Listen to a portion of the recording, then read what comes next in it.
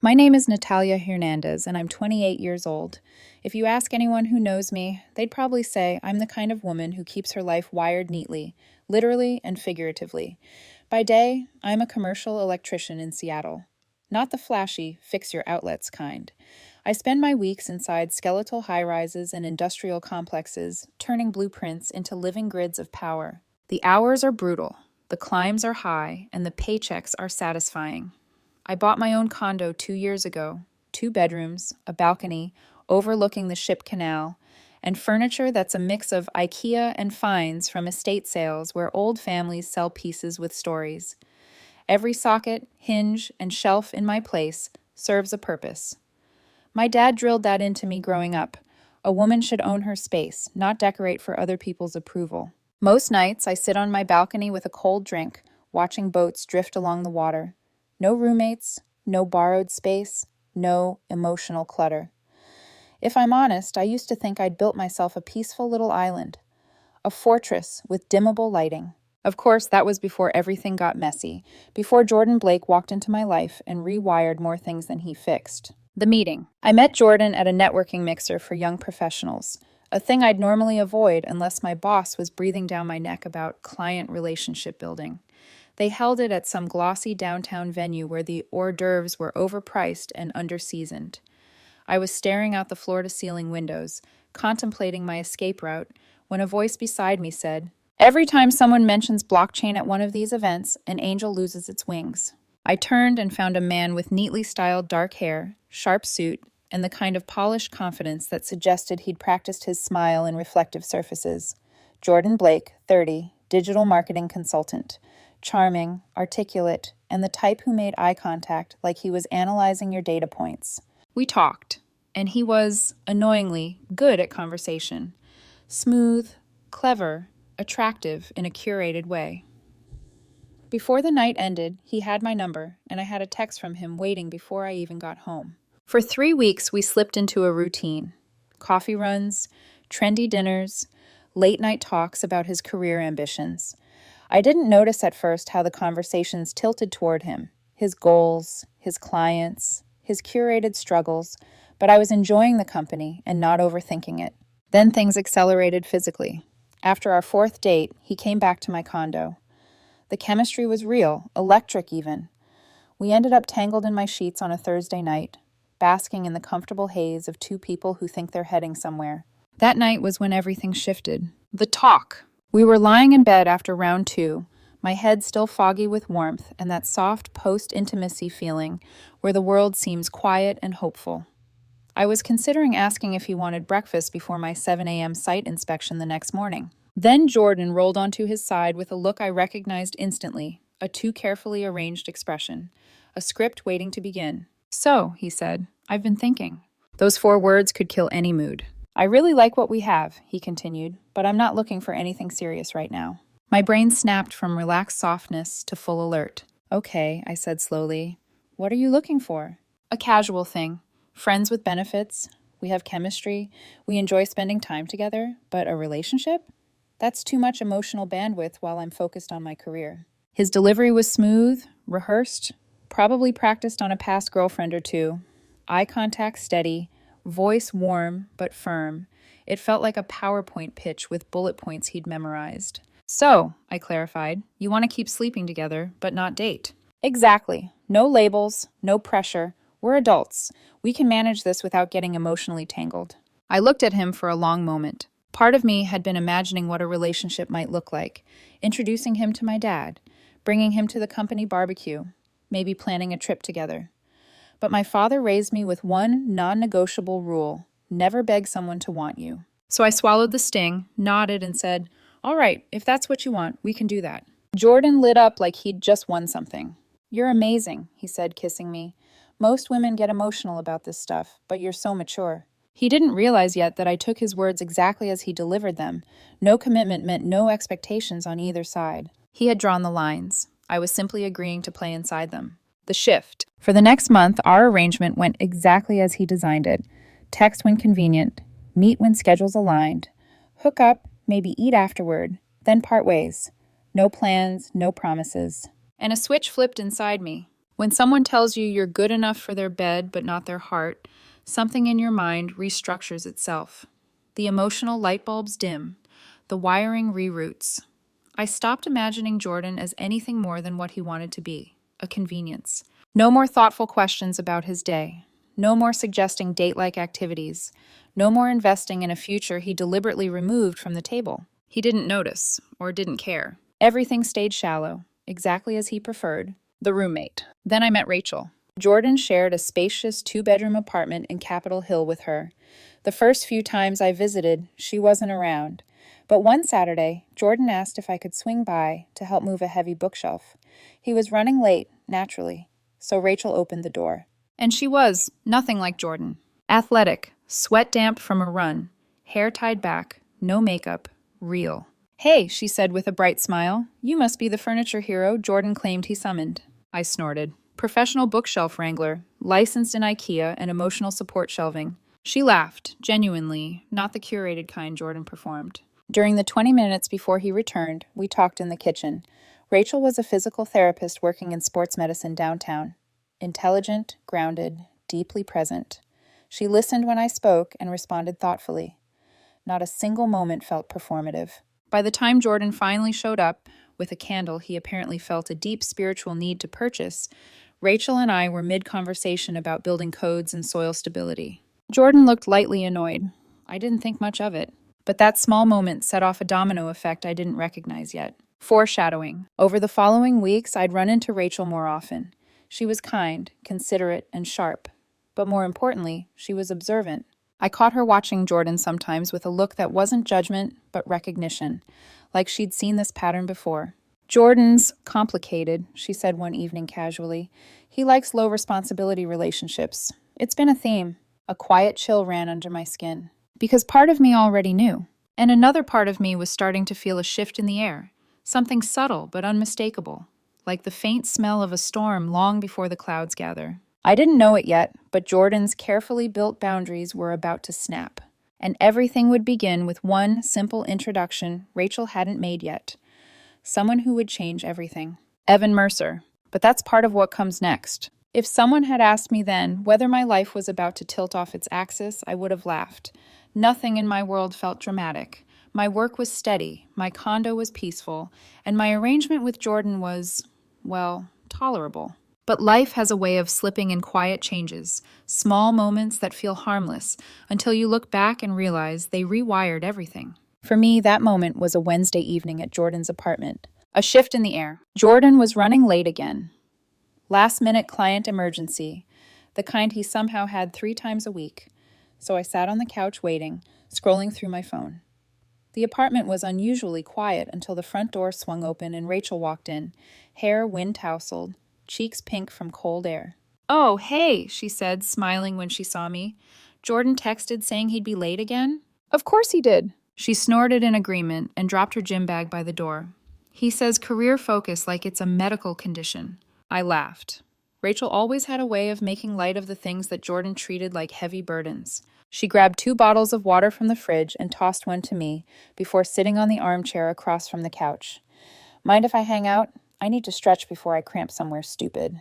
"Go for it." She slipped into a stretching routine, clean, controlled movements, and talked effortlessly. "So how's work? You still rewiring that nightmare 1960s building?" "Unfortunately, I think I aged 10 years chasing faulty circuits behind walls older than my dad." She grinned.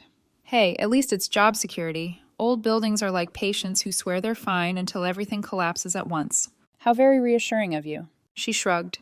"Physical therapy. Half the job is telling people their bodies are not, in fact, immortal." We talked the way 2 people do, when neither is trying too hard. Easy, natural, grounded. And that was the moment the apartment door opened again. But it wasn't Jordan. The introduction. A tall man stepped in. Brown hair, soft beard, shoulders broad enough to suggest he lifted things heavier than Jordan's curated candle collection. He froze when he saw me sitting on the couch. "Oh, sorry, didn't know we had company." Rachel's face lit up. "Natalia, this is Evan Mercer, my friend from the clinic. Evan, this is Natalia, Jordan's..." She paused, searching for a word that wouldn't ignite a landmine. I spared her. "Friend." Evan smiled. "Nice to meet you." He had one of those smiles, warm, steady, not manufactured, the kind that made you feel he wasn't performing for anyone. And his eyes flicked briefly to Rachel, amused. Jordan late again? Rachel groaned. He's late to his own excuses. They exchanged a look that told me they talked about Jordan often. I just didn't know what they said. Evan hung his jacket on a hook and grabbed a sparkling water from the fridge before leaning against the counter. So, he said, you're the electrician with the old building horror stories? I raised a brow. Is Rachel out here telling tales about my professional trauma?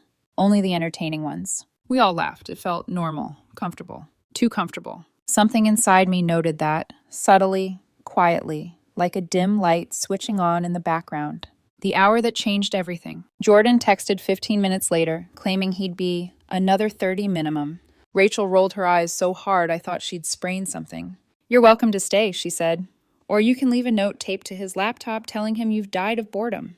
I'll wait, I said. He promised dinner. Dinner? Rachel frowned. As in, actual food at an actual time? Apparently. Wow, that must have taken emotional bandwidth. I snorted. Be nice. I'm being realistic. Evan laughed, sitting across from me.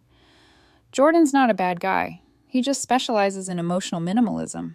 That phrasing was accurate. We talked for a while about work, hobbies, hiking spots, Seattle's rising rent, the satisfaction of fixing things with your hands.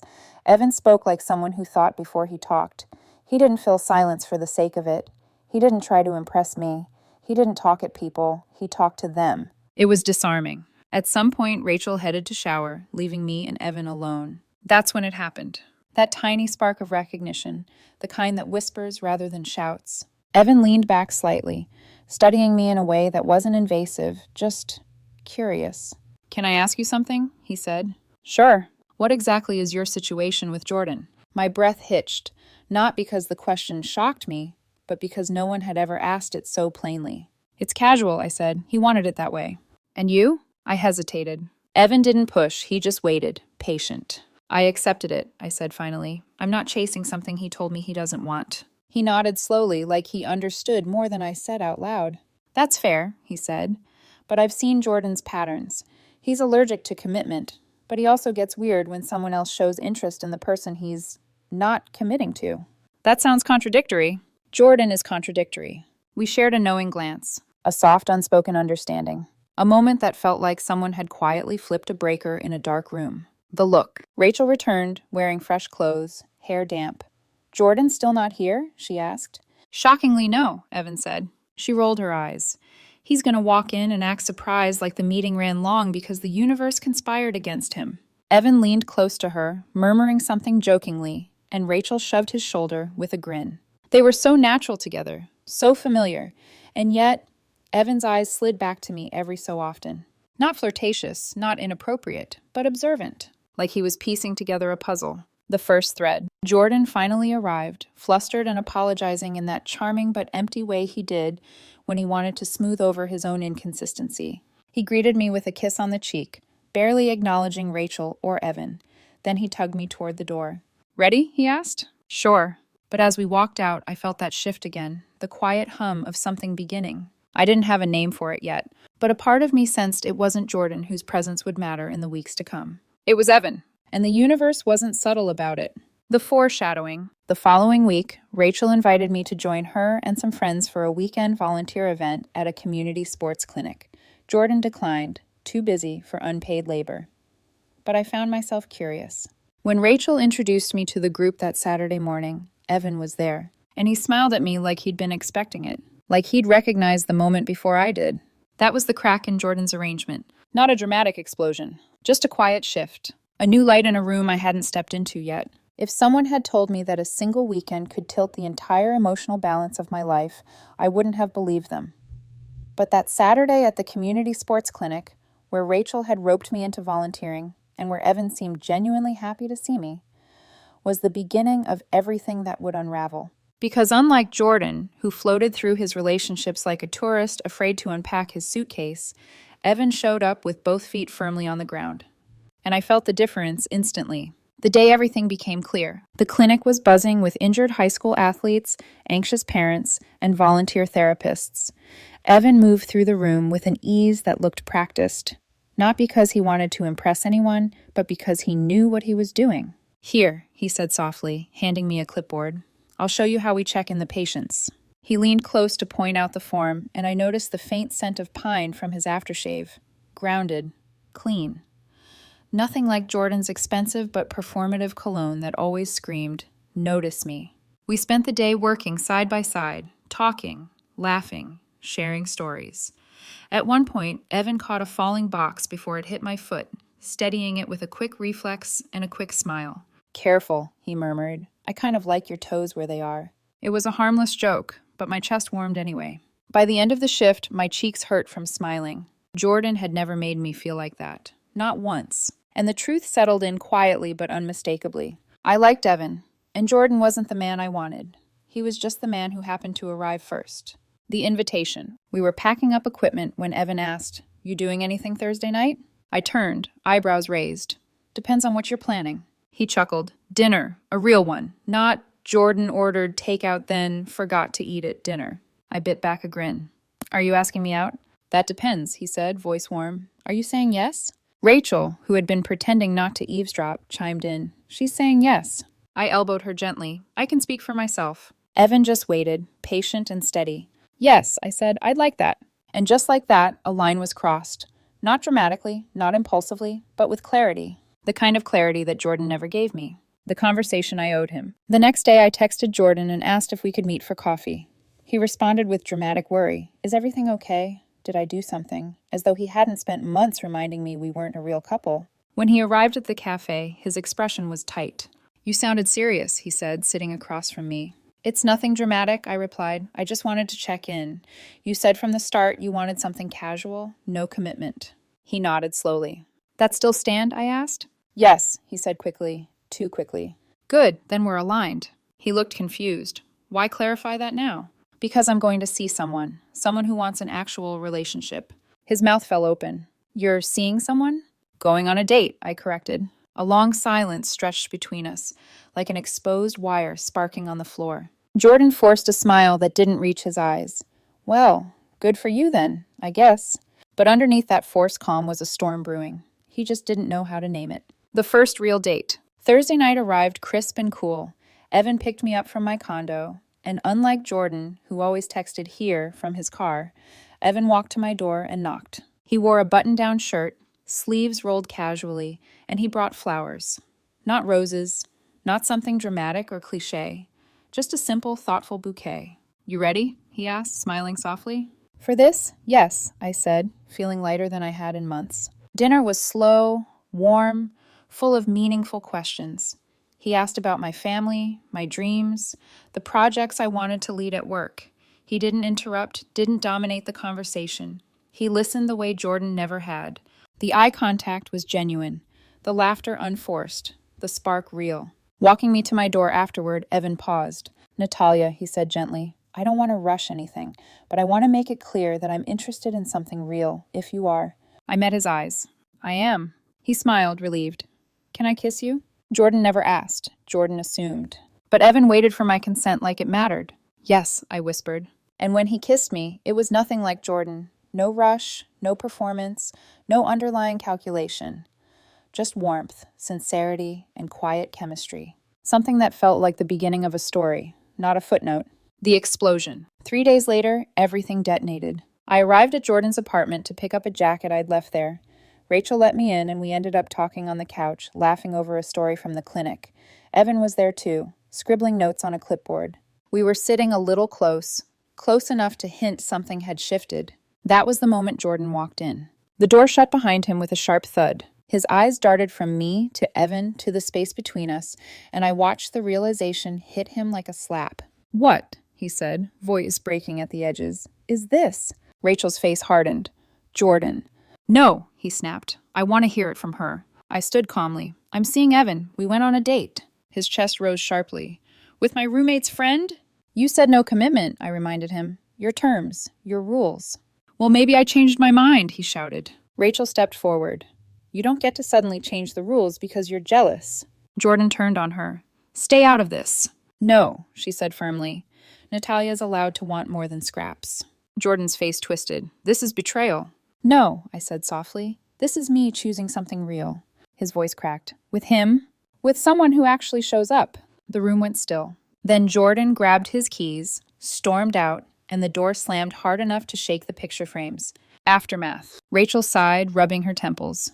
He's going to spiral. He's done this every time a woman chooses someone who treats her better. Evan stepped beside me.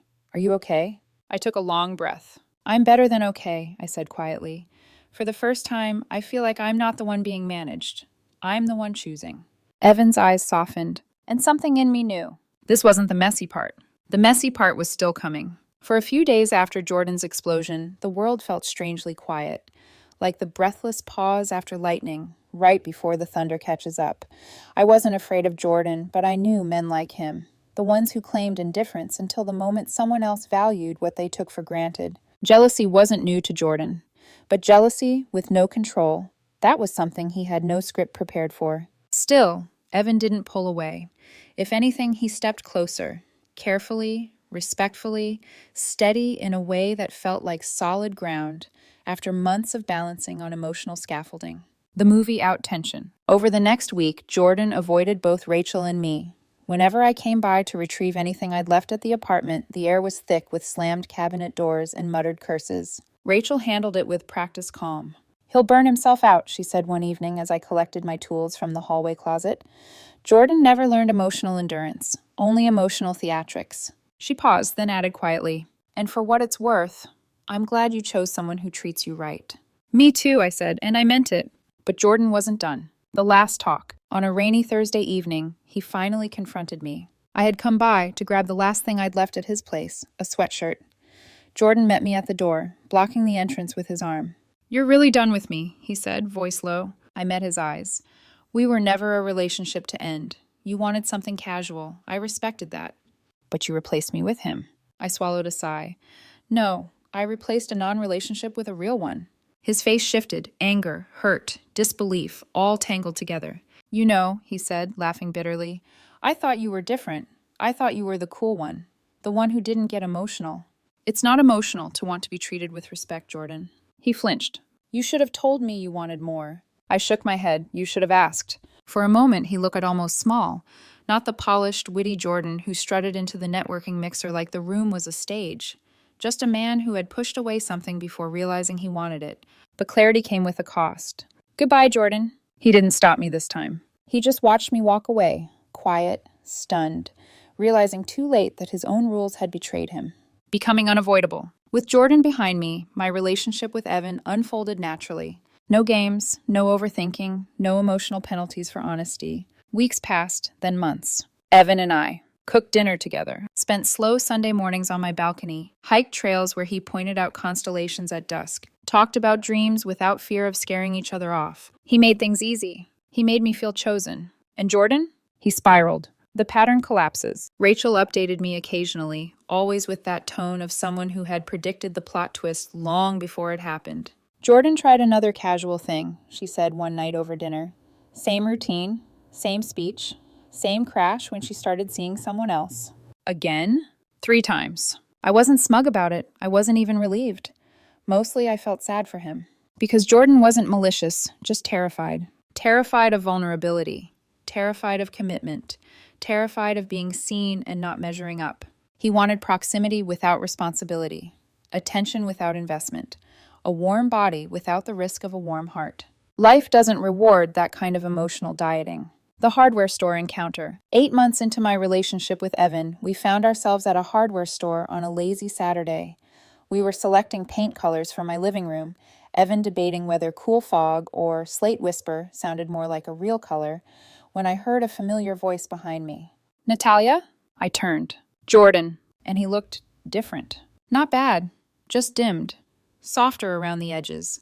His perfectly styled hair was a little disheveled. His confidence, once ironclad, seemed worn at the seams. A woman stood beside him, distracted by samples of tile. He introduced her only vaguely. This is, someone I've been seeing. She waved politely without really looking up. I nodded with a small smile. Good to see you. Jordan hesitated. His eyes flicked to Evan, who, gentle, grounded, confident, stood beside me with his hand lightly at my back. You guys look... Jordan's throat tightened. Happy. We are, I said softly. A moment passed. I was wrong, you know, he murmured. about what I wanted, about all of it. I kept thinking casual made me free, but it just made me lonely. The admission didn't feel like manipulation. It felt like truth. Rachel had been right. Jordan didn't have experience confronting himself, only others. I hope you find what you're looking for, I said sincerely. He nodded, trying, one step at a time, I guess. We exchanged a final small smile before he walked away, rejoining the woman by the tile samples. Evan squeezed my hand as Jordan disappeared down the aisle. You okay? He asked. Yeah, I said, and to my surprise, I meant it. I think he is too, or at least, he's finally trying. Evan kissed my forehead gently. Some lessons take longer. I smiled. Some are worth the wait. He wrapped an arm around me, and we continued debating paint colors, though, for the record, Slate Whisper still didn't sound real. Epilogue. The truth of it all. Jordan wanted the warmth of a relationship without the vulnerability. He wanted the perks of closeness without the cost of commitment. He wanted partners who behaved like girlfriends while he behaved like a tourist. But when I walked away from his half-built blueprint and stepped into something whole, he learned a truth many never admit aloud. You can't demand loyalty from people you refuse to claim. You can't resent others for wanting the love you deny them. And you don't get to keep what you treat as replaceable. In the end, revenge wasn't some dramatic explosion. It was quieter. It was me choosing better. It was Evan choosing me. It was Jordan realizing that casual wasn't freedom. It was fear. And sometimes, the real justice is simply living the life someone else wasn't brave enough to build with you.